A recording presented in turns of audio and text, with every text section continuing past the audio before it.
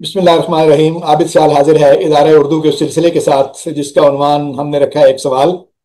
और आज वक्त इनायत फरमाया है डॉक्टर ज़ियाउल हसन साहब ने इस एक सवाल के जवाब के लिए। सर बहुत शुक्रिया, इतने दूर होकर बहुत बहुत आपने इस फराख दिली के साथ वक्त इनायत फरमाया। और आपके हुक्म की तामील तो मजबूरी है। कहाँ जाएंगे आप इनके हाँ अलावा। हाँ, वो दावा क्या, गिरफ्तारी उल्फत दस्ते तहे संग आमदा पैमाने वफा है।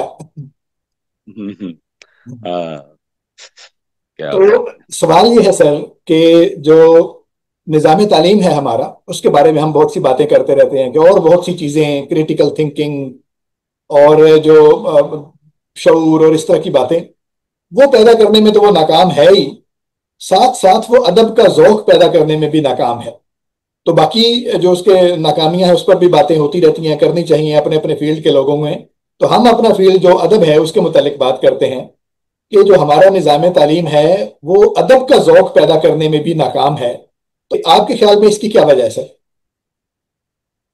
सर इसकी तो जो अगर तारीखी तौर पे इसकी तलाश में निकलें तो वो जो हम पहुंचते हैं लॉर्ड मैकॉले तक और अंजुमन पंजाब तक कि कैसे एक मसनूई शायरी का बंदोबस्त किया गया और कहा गया कि कोई ऐसी शायरी करवाई जाए जिसमें नेचर के बारे में बात की गई हो।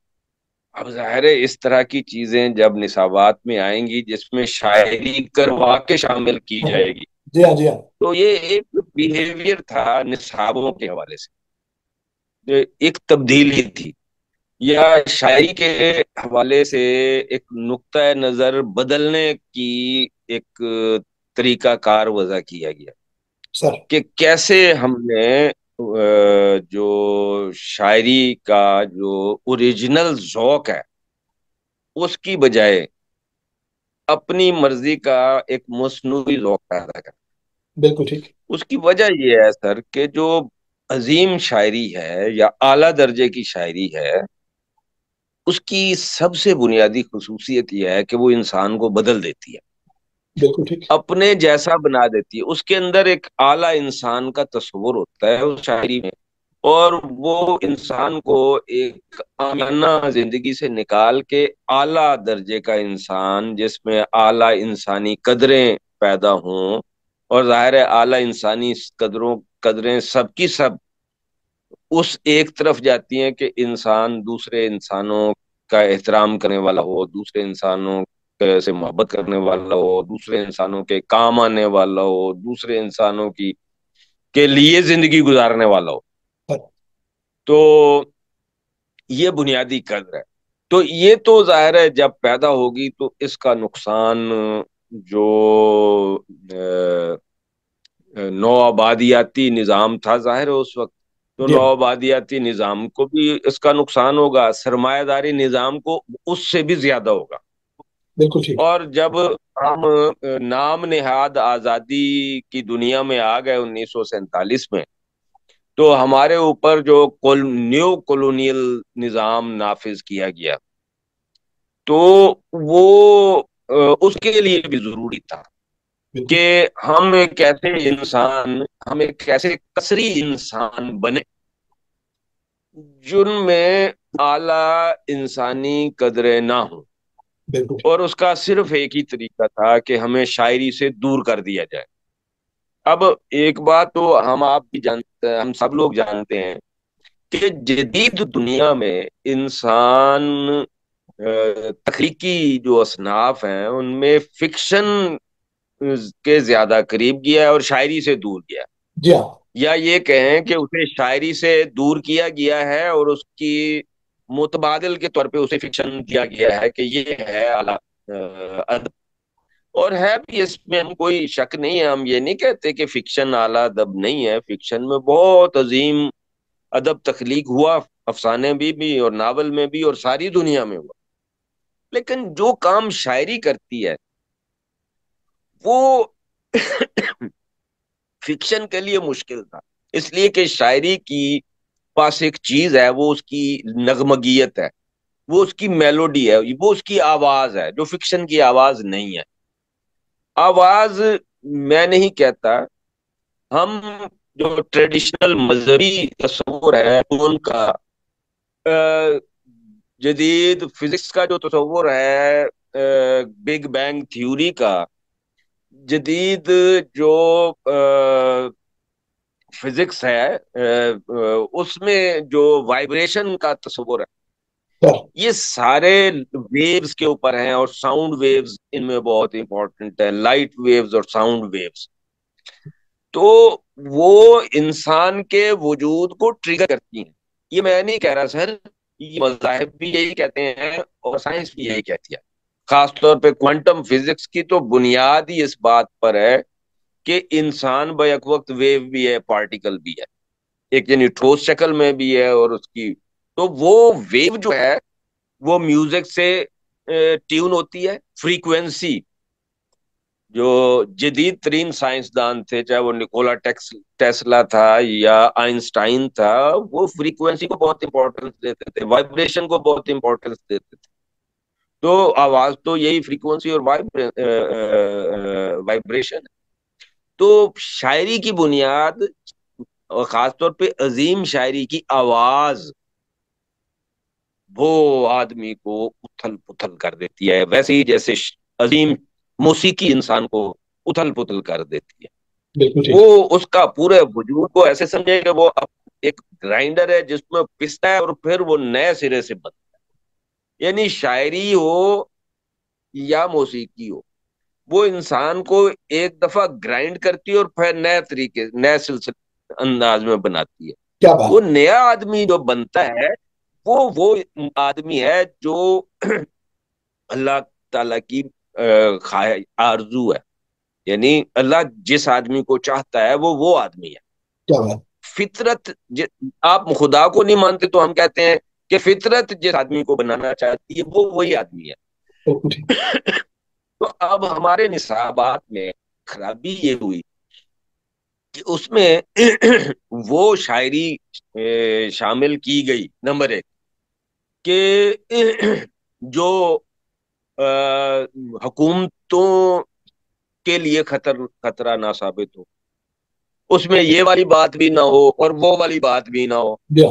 مثلا میر کی غزل، الٹی ہو گئی سب تدبیریں کچھ نہ دوا نے کام کیا، یہ غزل نصاب میں شامل رہی، لیکن اس میں یہ شعر نہیں تھا کہ سعد سیمی دونوں اس کے ہاتھ میں لا ہاتھ کر میں چھوڑ لے دی. کر چھوڑ دی.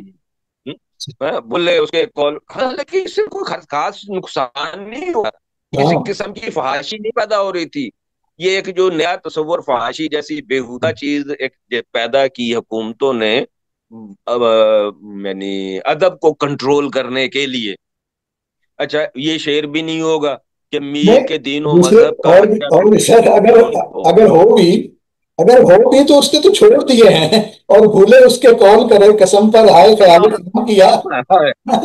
تو لیکن اتنی عام سی بھی شے برداشت نہیں. عام انسانی اچھا، تجربے ہمارے یہاں، ہاں، تو وہ، اور میر کے دین و مذہب کا ہاں. کیا پوچھتے ہو کہ انہوں نے تو کشکا کھینچا دیر میں بیٹھا کر کے اسلام کیا، یہ بھی نہیں آئے گا آپ کے نصاب میں. جی.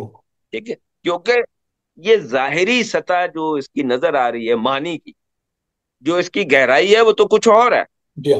وہ تو اس کے بالکل اپوزٹ جاتی ہے.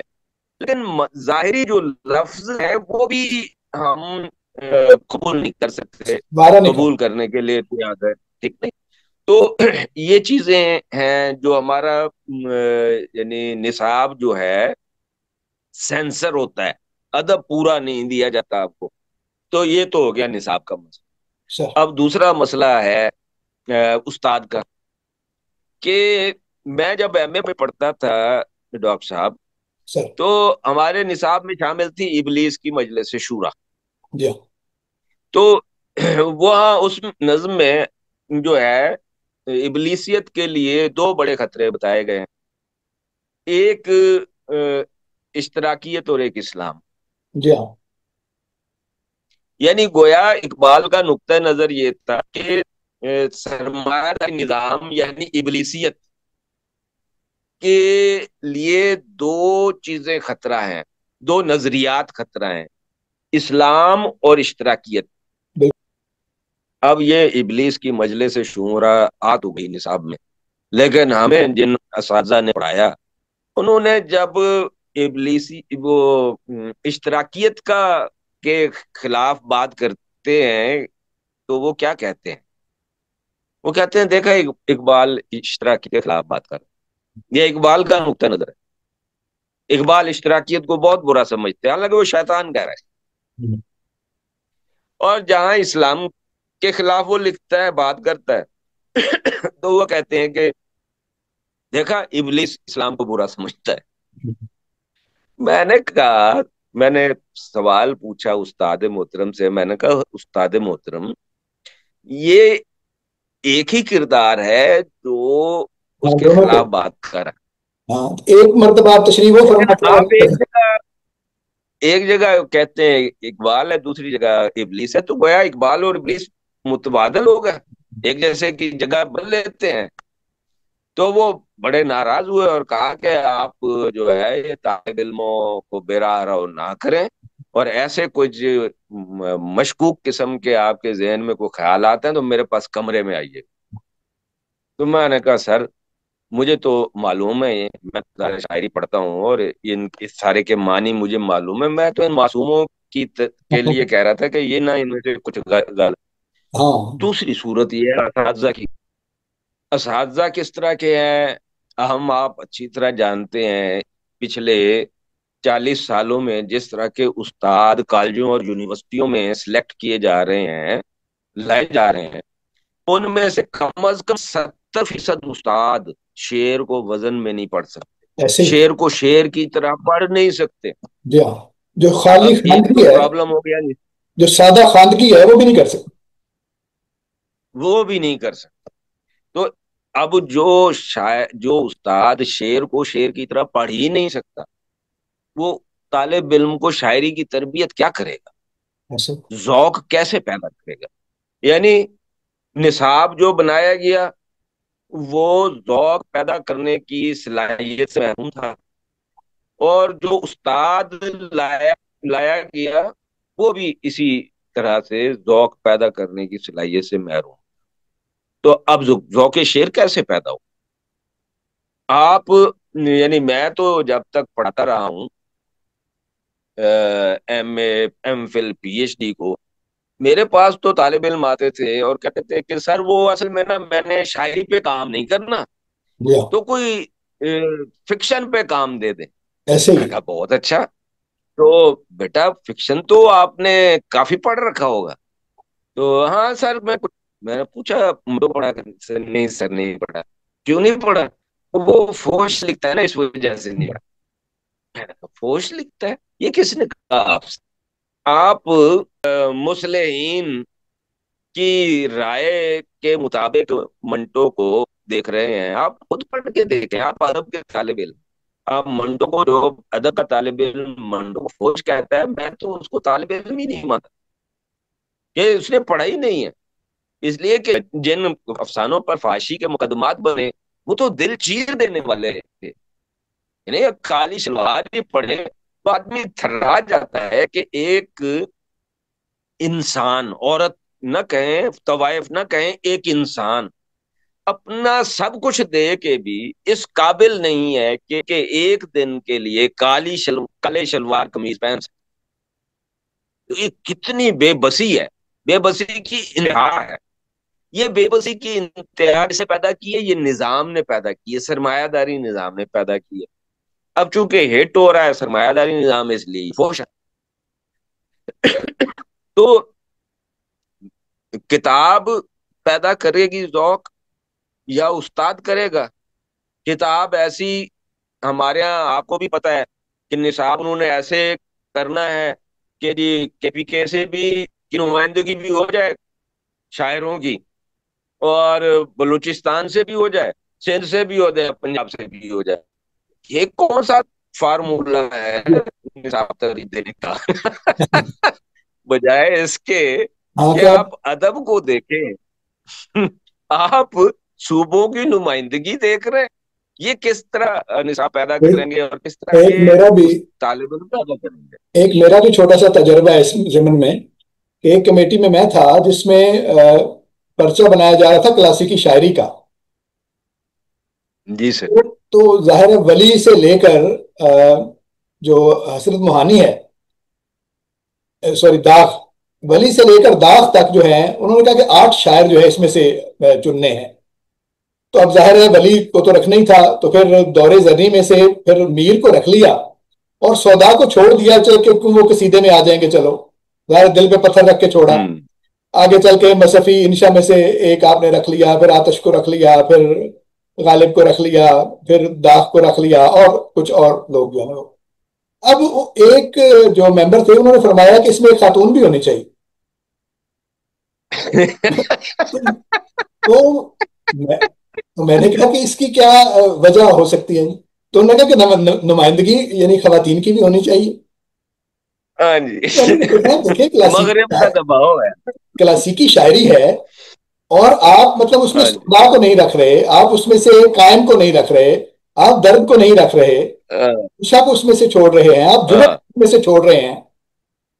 اس وجہ سے کہ آپ نے 10 ہاں شاعر چننے ہیں، تو مقابلتاً دوسرے شاعر جو ہیں ان کو آپ رکھ لیں۔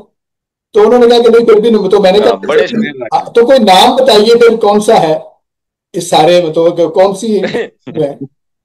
تو انہوں نے کہا کہ مالکہ چندہ بائی کو رکھ لیں۔ تو میں نے کہا کہ آپ دیکھیں کس طرح آپ یعنی آپ ایسا کر سکتے ہیں۔ تو انہوں نے کہا نہیں نہیں کوئی نمائندہ۔ تو میں نے انہیں یہ گزارش کی کہ اچھا آپ فرمائیں کہ اردو کا سب سے بڑا جو ناول نگار ہے وہ کون ہے؟ تو انہوں نے کہا کہ قرۃ اللہ حیدر ہیں۔ تو میں نے کہا یہاں جو 10 لوگ بیٹھے ہوئے ہیں، سب سے پوچھے کہ کون ہے تو سب یہی کہیں گے۔ تو ہم نے تو نہیں سوچا یہ کہتے ہوئے کہ بھئی یہ خاتون ہے تو ان کا نام نہیں لینا چاہیے۔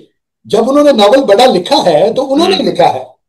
اسی طرح اگر آپ کے کلاسیکی دور میں کوئی شاعرہ جو ہے وہ نہیں آئی، وجہ اس کی جو بھی ہے، تو صرف کوٹے پہ تو لوگوں کو شامل نہ کریں نا آپ۔ ایک معیار ہے تو ادب کے معیار پہ پرکھیں گے۔ تو آپ کی بات سے مجھے یہ یاد ہے، یعنی ایک مائنڈ سیٹ ہے، تو ظاہر ہے اس کے اور تقاضے بھی ہیں جی کچھ سر۔ ایسا، تو وہ اس کی وجہ سے کرنا پڑتا ہے، لیکن یہ بہرحال یعنی ہے بہرحال ادب کش معاملہ یہ جی سر۔ جی جناب۔ بالکل ہے سر۔ پھر میں نے لمبی بات تو کر یہ جو نہیں نہیں نہیں، یہ تو اسی بات کا حصہ ہے، ظاہر ہے آپ ماشاءاللہ خود بہت دانشور آدمی ہیں اور چیزوں کو سمجھتے ہیں، ادب کو، ادب کی تعلیم و تدریس کو بہت بہتر سمجھنے والے ہیں۔ تو آپ کی بات تو اسی کا حصہ ہے۔ تو یہ دو چیزیں تو ہو گئیں سر ایسی کہ جو یعنی ذوق تو پیدا ہو ہی نہیں سکتا جب تک آپ استاد نہیں لائیں گے، جب تک آپ انہیں اعلیٰ ادب نہیں دیں گے پڑھنے کے لیے۔ میں نے مثال ایک دی تھی کہ پیچھے بھی ایک دفعہ آپ سے بات ہوئی کہ راشد کو کہا جاتا ہے مشکل ہے، راشد پڑھا نہیں جاتا۔ تو وہ ایک دفعہ ایک نصاب بنا، سجاد باقر رضوی نے ان کی ایک نظم رکھ دی، اور وہ اب ہر ایک کو پتا ہے۔ دو۔ اسی طرح ایک نظم مجید امجد کی پھولوں کی پلٹن، ان کے دور آخر کی نظمیں ہیں جن کے بارے میں کوئی بات ہی نہیں ہوتی، کیوں بہت مشکل سمجھی جاتی ہیں، دو۔ لیکن وہ تو پھولوں کی پلٹن ہے، وہ ہر ایم اے کا طالب علم بھی اس کو سمجھتا ہے اور اسے لطف اندوز ہوتا ہے۔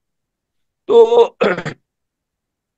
اس کا مطلب ہے کہ ہم اعلیٰ ادب جب لوگوں کو دیں گے تو وہ پڑھیں گے اور سمجھیں گے اور بدلیں گے، انسان بنیں گے۔ تو ہم؟ سر ورنہ وہ وہی جو اصلاح والا معاملہ ہے، یعنی اس کو اگر ٹھیک کرنا چاہیں تو فوری فوری اقدام کیا ہو سکتے ہیں؟ کہ لانگ ٹرم ظاہر ہو سکتے ہیں، فوری فوری اقدام کیا ہو سکتے ہیں؟ ایک دو باتیں اس پہ کر دیں پھر ہم وائنڈ اپ کرتے سر فوری تو کچھ بھی شاید نہیں ہے۔ ہیں۔ ایک ہی چیز فوری ہے فوری کا مطلب ہے کہ ایک دن میں کہ نہیں ظاہر ہے، لیکن مطلب سال میں، 6 مہینے میں، 2 سال ایک میں۔ ایک چیز فوری ہے سر کہ یونیورسٹیوں میں جو استاد شاعری پڑھ سکتے ہیں، شعر کو جو 25-25% استاد شاعری کو وزن میں اور شعر کے لہن میں اور شعر کے آہنگ میں اور شعر کے لہجے میں پڑھنے کی صلاحیت رکھتے ہیں، وہ طے کر لیں اگر وہ میرا خیال ہے شاید ایک ایک استاد تو مل ہی جائے گا ہر ڈپارٹمنٹ سے، ہر یونیورسٹی کے ہر ڈپارٹمنٹ سے. اگر ہر یونیورسٹی سے نہ بھی ملا تو مین یونیورسٹیوں سے ضرور مل جائے گا ایک ایک استاد ایسا جو شعر پڑھنے کی صلاحیت رکھتا ہے.